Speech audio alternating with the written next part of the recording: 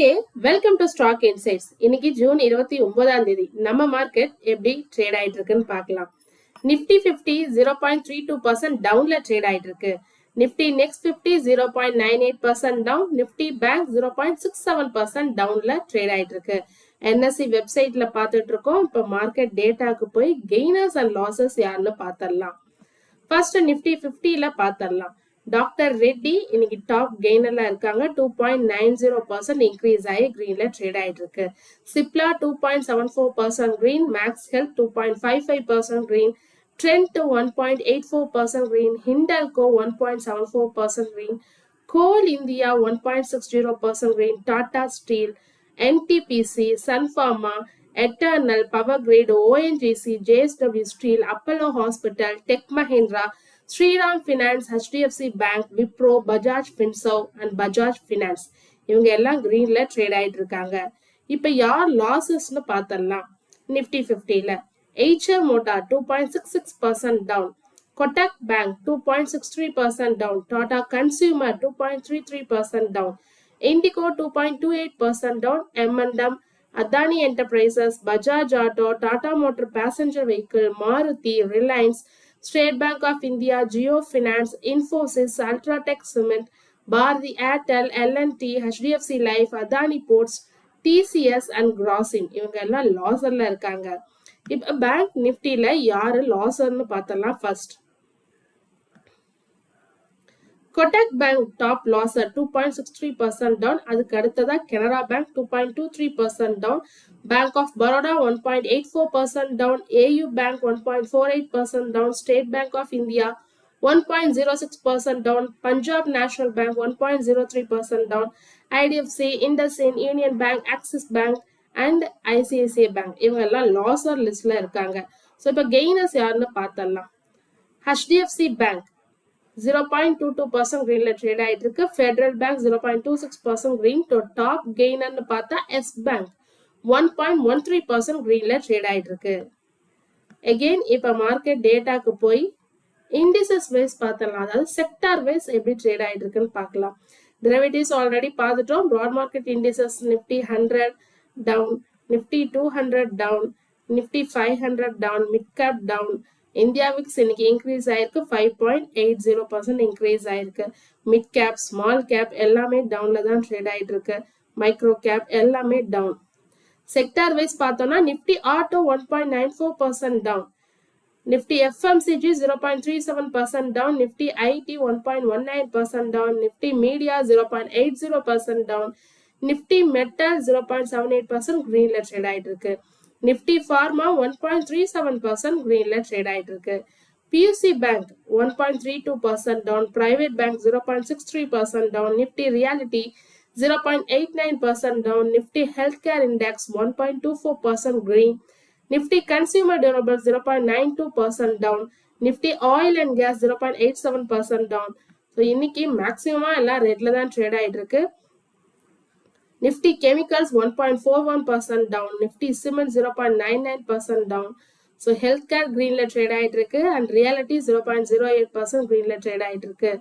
So top லாசர்னு இன்னைக்கு பார்த்தோம்னா Nifty PSU bank 1.32% down and then Nifty IT 1.19% down. So அது mid cap, small cap, large cap ITல எல்லாமே இன்னைக்கு டவுன்ல தான் ட்ரேட் ஆயிட்டு இருக்கு. நிஃப்டி ஃபார்மா டாப் கெய்னர்ல இருக்கு. 1.37% கிரீன்ல ட்ரேட் ஆயிட்டு இருக்கு. and then health care index 1.24% கிரீன்ல ட்ரேட் ஆயிட்டு இருக்கு. இப்போ BSEல சென்செக்ஸ் எப்படி ட்ரேட் ஆயிட்டு இருக்குன்னு பார்க்கலாம். 0.40% டவுன்ல ட்ரேட் ஆயிட்டு இருக்கு. US டாலருக்கு நிகரான இந்தியன் ரூபி 94.35ன்னு போயிட்டு இருக்கு. பிரெண்ட் க்ரூட் ஆயில் ஃபியூச்சர் பார்த்தலாம். $73.39 பெர் பேரலுக்கு. Gold rate and silver rate இன்னைக்கு பார்த்தலாம். சில்வர் ரேட் பெர் கிராமுக்கு 240ன்னு போயிட்டு இருக்கு இந்தியால. அதே கோல்ட் ரேட் பார்த்தலாம். So gold rate 24 karat gold per கிராமுக்கு 93 rupees கம்மியா இருக்கு. 14,302 போயிட்டு இருக்கு. 22 karat gold per கிராமுக்கு 13,110 போயிட்டு இருக்கு. 18 karat gold per கிராமுக்கு 10,727 போயிட்டு இருக்கு. ஸோ இப்போ ட்ரேடிங் வியூல நிஃப்டி பேங்க் இண்டெக்ஸ் இன்னைக்கு எப்படி ட்ரேட் ஆயிட்டு இருக்குன்னு பார்க்கலாம். ஸோ கீழே தான் இறங்கிட்டு இருக்கு. ஸோ எல்லாமே இன்னைக்கு மேக்ஸிமம் 58,337.35 வரைக்கும் போயிருக்கு. இப்போ 57,766 வரைக்கும் கீழே போயிருக்கு. 57,781.45ல இப்போ ட்ரேட் ஆயிட்டு இருக்கு. ஸோ திறந்ததுலேருந்து இன்னைக்கு மார்க்கெட் ஓப்பன் ஆனதுலேருந்து மேலே போக ட்ரை பண்ணியிருக்கு. அதுக்கப்புறத்துலேருந்து ஃபுல்லாக டவுனில் தான் ட்ரேட் ஆகிட்டு இருக்கு. சரி, பேங்க் நிஃப்டி பார்த்தாச்சு. அடுத்தது நிஃப்டி 50 இண்டெக்ஸ் பார்த்துடலாம். நிஃப்டி 50 இண்டெக்ஸ் சேம் அதே மாரி தான் இருக்கு. ஸோ மார்னிங் ஓப்பன் ஆனதுலேருந்து பீக்குக்கு போக ட்ரை பண்ணியிருக்கு, மேலே ஏற ட்ரை பண்ணியிருக்கு. அதுக்கப்புறம் கீழே தான் ட்ரேட் ஆகிட்டு இருக்கு. 24,120.50 வரைக்கும் மேக்ஸிமமாக போயிட்டு இப்போ 23,979.50ல ட்ரேட் ஆயிட்டு இருக்கு. லோ 23,969.60. டாக்டர் ரெட்டியோட ஷேர் பிரைஸ் இன்னைக்கு 5% இன்க்ரீஸ் ஆயிருக்கு. USFDA 7 அப்சர்வேஷன் கொடுத்ததுக்கு அப்புறமும்.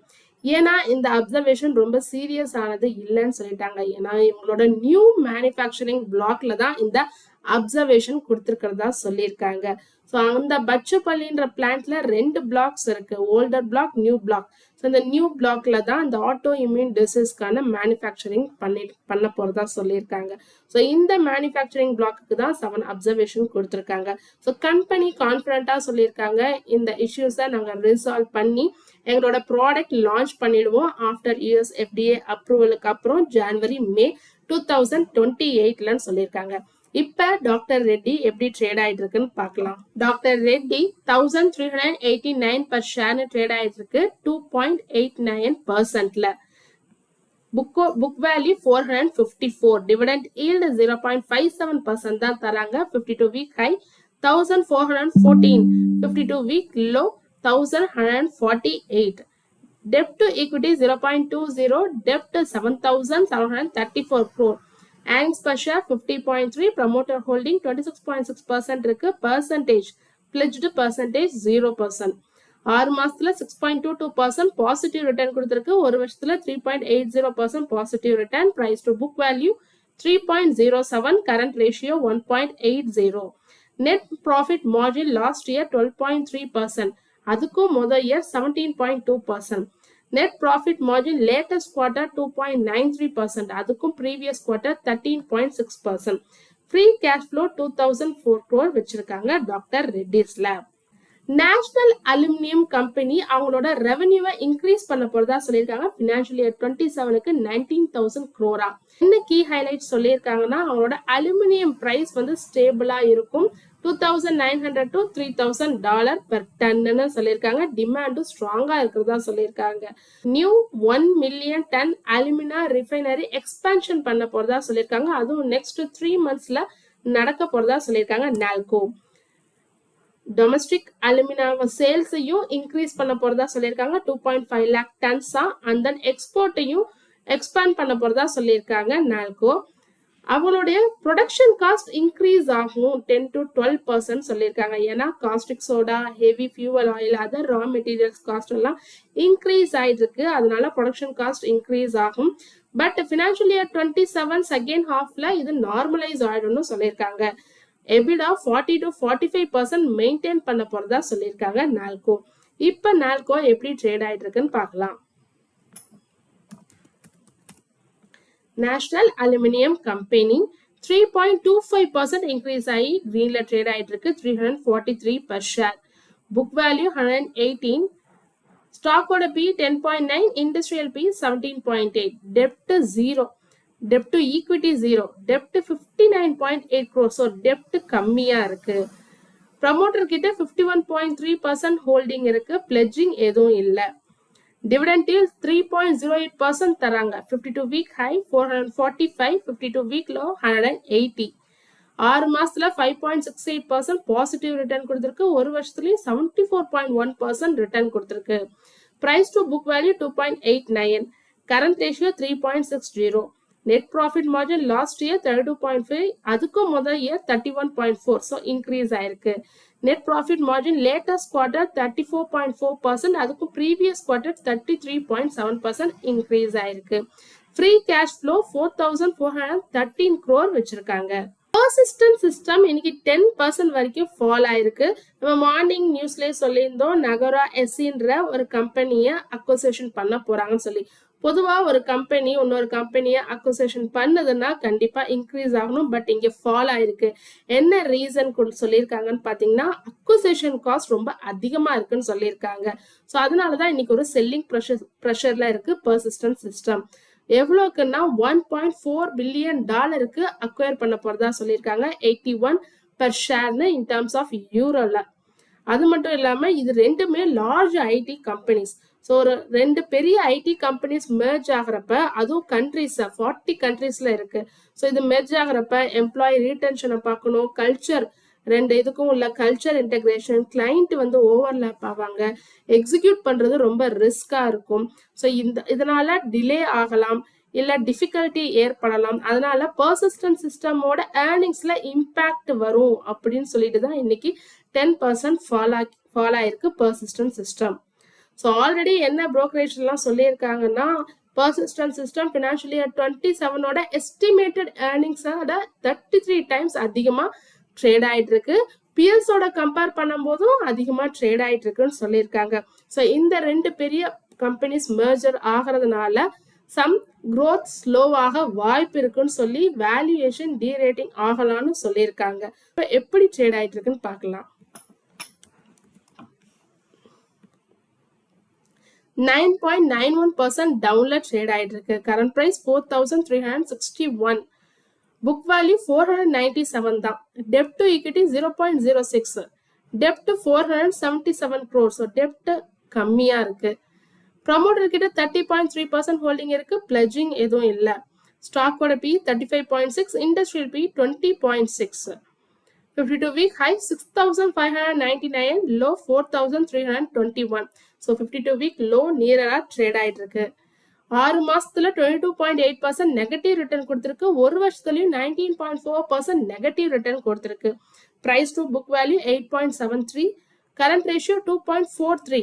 Net profit margin last year அதுக்கு முதல் இயர் கம்பேர் பண்ணும்போது கடைசி வருஷம் இன்க்ரீஸ் ஆயிருக்கு. இப்போ உள்ள லேட்டஸ்ட் குவார்டரும் அதுக்கு ப்ரீவியஸ் குவார்டரும் கம்பேர் பண்ணும்போது கம்மியாயிருக்கு 13%.